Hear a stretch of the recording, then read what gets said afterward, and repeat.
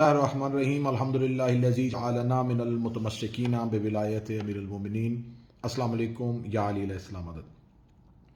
مومنین کرام، جیسا کہ آپ کے علم میں ہے کہ وطن عزیز پاکستان میں پچھلے چند ماہ سے شیعہ علماء، خطبہ، واعظین اور ذاکرین کے خلاف جھوٹے اور بے بنیاد مقدمات کا اندراج کیا گیا اور سینکڑوں کی تعداد میں شیعہ عزادار اور ماتمیوں کو فورتھ شیڈول میں ڈال دیا گیا۔ جب یہ سلسلہ پنجاب سے نکل کے سندھ تک پہنچا تو سندھ میں شیعہ علماء کونسل کی جانب سے، وحدت المسلمین کی جانب سے ایک احتجاج کی کال کی گئی اور آج 16 فروری 2021 کو یہ خبر سننے کو ملی کہ سندھ کی صوبائی حکومت نے ان تمام FIR کو ختم کرنے کے لیے ایک لاہ عمل ترتیب دے دیا۔ یقیناً یہ اقدام قابل تحسین بھی ہے اور مقام شکر بھی ہے کہ اگر کوئی مومن مصیبت میں اور اس کی مصیبت کے خاتمے کے لیے دوسرے مومن کو کوشش بھی کرنی چاہیے اور دعا بھی کرنی چاہیے۔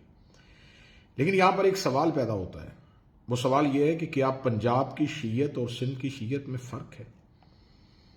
کیا ہم دوہرے رویے یا دوہرے مزاج کا شکار تو نہیں ہو گئے؟ جب الزام ایک طرح کے ہوں تو پھر دو طرح کے رویوں نے جنم کیوں لیا؟ ہم مذہب سے زیادہ شخصیات کے محبت کے حصار میں کیوں چلے گئے؟ کیا ہم پسند اور ناپسند میں اتنے ڈوب گئے کہ ہم نے مذہبی وقار کا خیال نہ کیا؟ جب یہی ایام عزا پہ الزام مجھ پہ لگا گیا تو میری آواز تنہا بھی تھی اور ہر طرف خاموشی بھی تھی اور ہر طرف سکوت بھی تھا، اور ستم ظریفی تو یہ ہے کہ دشمن کے الزامات اتنے گھنونے نہیں تھے جتنے اپنے حلقوں سے گھنونے الزامات کا مجھے سامنا کرنا پڑا۔ غیر ملکی ایجنٹ ہونے کا الزام، غیر ملکی سازش کے تحت یہ سب کچھ کرنے کا الزام۔ خدا لعنت کرے اس انسان پر جس نے کبھی بھی کسی غیر ملکی سازش یا کسی بھی پیسے کے لالچ میں اپنے مذہب کے وقار کا اور اپنے ملک کے امن کا سودا کیا ہو، تو خداوند متعال بحق کے معصومین علیہ السلام اس کا شمار قاتلان امام حسین علیہ السلام کے ساتھ کرے، اس پہ اس دنیا میں اور آخرت میں لعنت اس کا مقدر بنے اور وہ شفاعت اہل بیت علیہ السلام سے ہمیشہ کے لیے محروم رہے۔ میری گزارش ہے صدر پاکستان، وزیر اعظم Pakistan, chief of army staff, chief justice of Pakistan سے اور قومی سلامتی کے اداروں کے سربراہان سے، ہم اس ملک میں ہمارے ہاں عزت اور احترام کے ساتھ تمام مکاتب فکر اپنی مذہبی آزادی کے قائل رہیں۔ اختلافات میں ہمارے علمی مناظرے بھی ہوتے رہے، ہمارے علمی مباحثے بھی ہوتے رہے، لیکن ایک امن کی فضا میں۔ پھر ایک ایسی نظریے نے جنم لیا، ایک ایسا مکتبہ فکر جس نے انتہا پسندی کو عروج میں پہنچا دیا۔ انہوں نے ایک طبقہ کی طرف سے تنگ نظری اور مذہبی انتہا پسندی اس قدر عروج پہ آئی کہ اچانک ایک سلسلہ تکفیر شروع ہو گیا۔ وہ ایک سوچی سمجھی سازش کے تحت تھا۔ کبھی جناب سیدہ صلوات اللہ علیہا کی توہین کی جا رہی تھی، کبھی سرکار حضرت ابو طالب علیہ السلام کی تکفیر کی جا رہی تھی، اور کبھی شیعہ مذہب کے عقائد کو مذاق کا نشانہ بنایا جا رہا تھا، کہیں سرکار ولی العصر کی پاک والدہ ماجدہ کی شان میں گستاخی ہو رہی تھی۔ یہ سب کچھ جب ہوتا رہا تو پھر ایک خاموشی چھائی رہی، لیکن جب اس عمل کے بعد ایک رد عمل سامنے آیا تو پھر اچانک ایک واویلا مچ گیا کہ یہ سب کچھ کیوں ہو رہا ہے، یہ سب کچھ کیوں ہو رہا ہے۔ یقیناً آپ کو سب سے پہلے اس عمل کو روکنا چاہیے تھا جس کے تحت یہ رد عمل ہو رہا ہے۔ پھر محرم الحرام میں اس قدر ہمارے شیعہ خطبہ، واعظین اور ذاکرین کی احانت کی گئی، توہین کی گئی۔ ہمارے بزرگ عالم دین علامہ حافظ صدق حسین صاحب جو مفسر قرآن بھی ہیں، ان کی گرفتاری، علی ناصر حسینی کی گرفتاری، ذاکر حبیب رضا حیدری کی گرفتاری، علامہ سید ریاض حسین رضوی پہ جھوٹے مقدمات، علامہ سید محمد عباس رضوی، ان تمام ذاکرین، خطبہ اور واعظین پہ جو مقدمات بنے، کیا قوم نے وہ FIR پڑھی کہ ان FIR میں کیا لکھا تھا؟ ان FIR میں الزام یہ تھا کہ یہ نفرت انگیز پمفلٹ تقسیم کر رہے تھے، ان کے قبضے سے نفرت انگیز پمفلٹ ملے۔ تو کیا یہ خبر سچ تھی؟ یقیناً یہ جھوٹ تھا، لیکن اس جھوٹ کے باوجود ایک جو احانت ہوئی اس کے بعد قوم بالکل خاموش رہی۔ اس کے بعد یہ سلسلہ آگے بڑھا اور یہ سلسلہ آگے بڑھتا ہوا ہمارے مکتبہ فکر کے ان جید شخصیات تک پہنچ گیا جن پر یہ الزامات سوچے بھی نہیں جا سکتے تھے. ایک ہی طرح کا جملہ، ایک ہی طرح کا فکرہ جب کوئی خطیب یا ذاکر پڑھے تو یہ سازش، وہی جملہ، وہی لفظ، وہی فکرہ اگر کوئی اور شخصیت پڑھے تو یہ مذہبی عقائد. یہ دوہرا رویہ کیوں؟ یقیناً ہم قومی لحاظ سے کمزور اس لیے ہو گئے ہیں کہ ہم اپنے عقائد کی بجائے اپنی من پسند کی شخصیات کا دفاع کرتے ہیں. یہ جمہوریت ہے، یہ ریاست مدینہ کا تصور ہے. میں وزیر اعظم پاکستان سے گزارش کروں گا کہ ہمارے ہاں ایک ایسا علمی ماحول میں بات ہونی چاہیے. کم از کم ہمیں اگر ہمارے اوپر یہ الزامات لگتے ہیں تو ہمیں الزامات کا سامنا کرنے کا موقع بھی تو دیا جانا چاہیے. ایام اذا میں جب میرے اوپر یہ الزام لگا تو مجھے یہ کہہ کے تنبیہ کی گئی کہ آپ کی وجہ سے ایام اذا میں عزاداری حضرت امام حسین علیہ السلام میں رکاوٹیں پیدا ہو جائیں گی.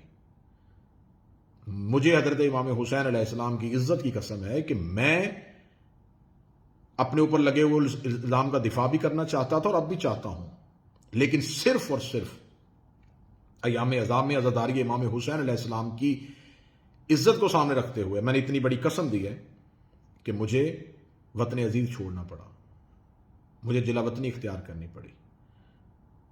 لیکن اس جلا وطنی کے بعد طرح طرح کے الزامات لگ گئے، طرح طرح کے الزامات کا سامنا کرنا پڑا. کیا قوم نے آج تک یہ سوچا ہے کہ مکتبہ آل محمد علیہ السلام کا دفاع کرنے والوں کو کس قدر صعوبتوں اور پریشانیوں سے گزرنا پڑتا ہے؟ ہماری فیملی، ہمارے بچوں کو کس قدر ہراساں کیا جا رہا ہے؟ ہمارے اوپر عرصہ حیات کیسے تنگ کیا جا رہا ہے؟ ہمارے اوپر کس قدر گھنونے الزامات لگائے جا رہے ہیں؟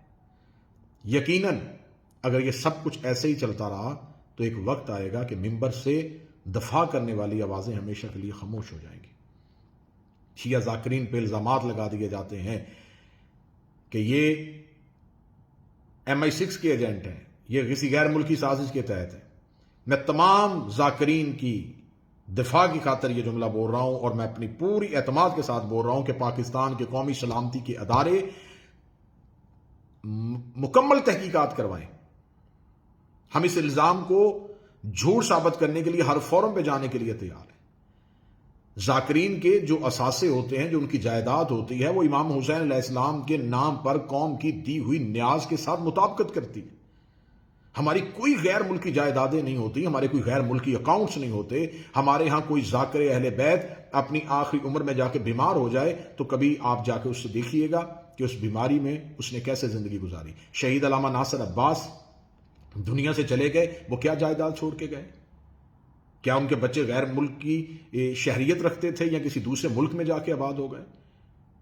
شہید حق جناب علامہ فاضل حسین الوی صاحب کی فیملی جو ہے، کیا ان کی کوئی کسی دوسرے ملک کی شہریت تھی؟ انہوں نے کس طرح زندگی گزاری؟ کیا آپ جانتے ہیں کہ ان تمام لوگوں نے جو مکتب کا دفاع کرتے رہے، علامہ ضمیر اختر نقوی صاحب نے سوائے ایک لائبریری کے لیے تو کچھ بھی، اس کے علاوہ تو کچھ بھی نہ چھوڑا. ان کے اکاؤنٹ سے تو کوئی اتنے پیسے نہیں نکلے. تو خدا کا واسطہ ان الزامات کو بند کریں.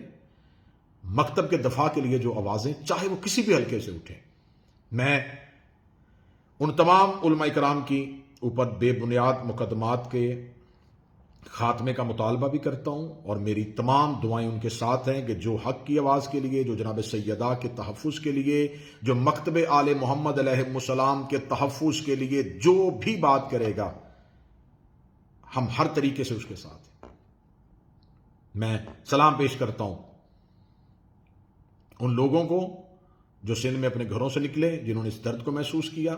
میں سلام کرتا ہوں اس شیعہ قیادت کو، لیکن میری گزارش ہے ان شیعہ قیادتوں سے، جناب علامہ سید ساجد نقوی صاحب، جناب علامہ راجہ ناصر عباس جعفری صاحب، جناب سید حامد علی شاہ موسوی صاحب، آپ قومی قیادت کرتے ہیں. اگر آپ قومی قیادت کرتے ہیں، آپ مقتدر حلقوں میں بیٹھتے ہیں، آپ کی آواز مؤثر ہے، آپ کی آواز سنی جا رہی ہے، تو ایک شیعہ ذاکر کی طرف سے یہ پیغام ہے کہ آپ صرف شخصیتوں کی بات نہ کریں، آپ قومی عقائد کی بات کریں. آپ کے لیے ہر اس فرد کا دفاع آپ کی ذمہ داری ہے جو علی ولی اللہ پڑھتا ہے۔ لہذا میری دعا ہے کہ میرا وطن پاکستان دشمنوں کے شر سے ہمیشہ کے لیے محفوظ و مامون رہے، اور میرا مالک میرے وطن کی سرحدوں کی، نظریاتی سرحدوں کی، جغرافیائی سرحدوں کی حفاظت فرمائے۔ اس ملک کا دشمن چاہے کسی بھی رنگ یا کسی بھی روپ یا کسی بھی نسل سے ہے، میرا مالک اسے نیست و نابود فرمائے۔ اس ملک کی طرف اٹھنے والی ہر آنکھ کو میرا مالک ہمیشہ کے لیے بند کرے۔ افواج پاکستان، قومی سلامتی کے ادارے جو اس ملک کے دفاع کے لیے کوشاں ہیں، میرا مالک ان کی توفیقات خیر میں اضافہ فرمائے۔ اللہ اس وطن عزیز میں حق بولنے، حق کہنے، حق سننے، حق سوچنے، حق سمجھنے کی توفیق پیدا فرمائے۔ السلام علیکم